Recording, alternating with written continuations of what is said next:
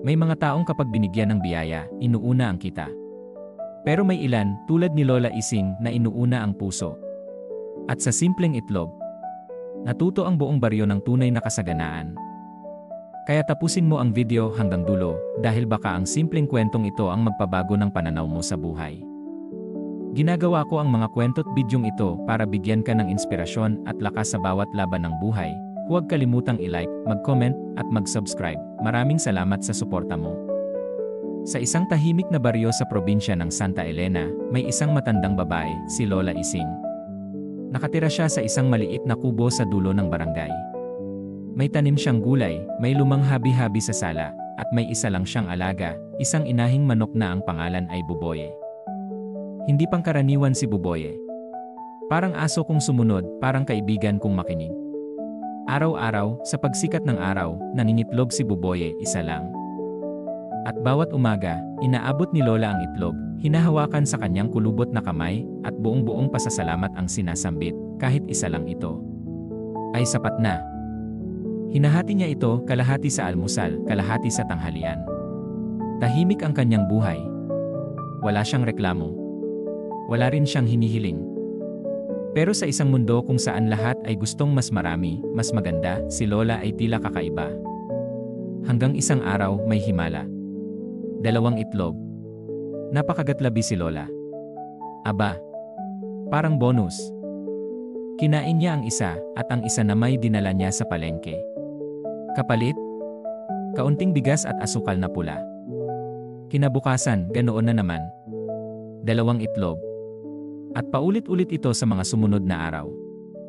Napansin na ng mga kapitbahay. Lola, ibenta mo lahat, gawin mong negosyo, paramihin mo manok mo, bumili ka ng inkubator, makakaipon ka ng puhunan, baka yumaman ka pa. Pero si Lola, payapa lang ang sagot, isa para sa akin. Isa para sa iba. Sapat na yon.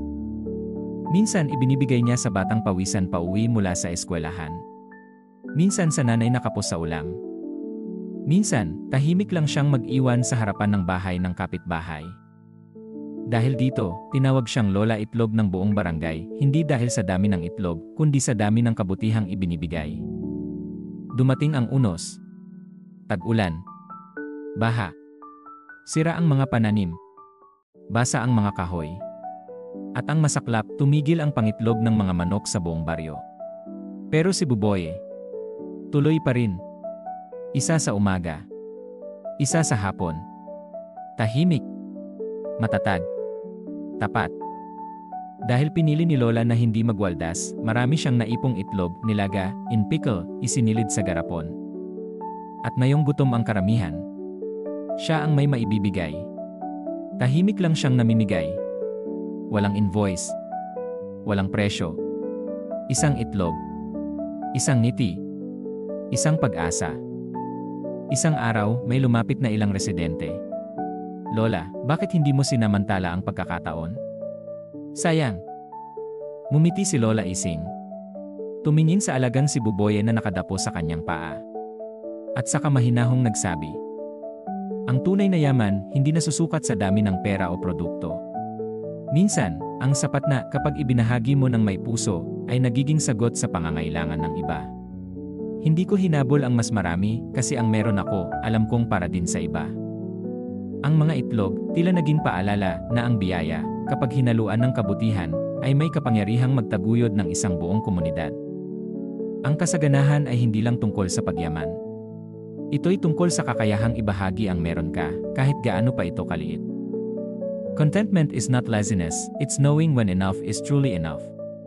At sa mundong puno ng labis na paghahangad, piliin mong maging isa sa mga marunong magbigay.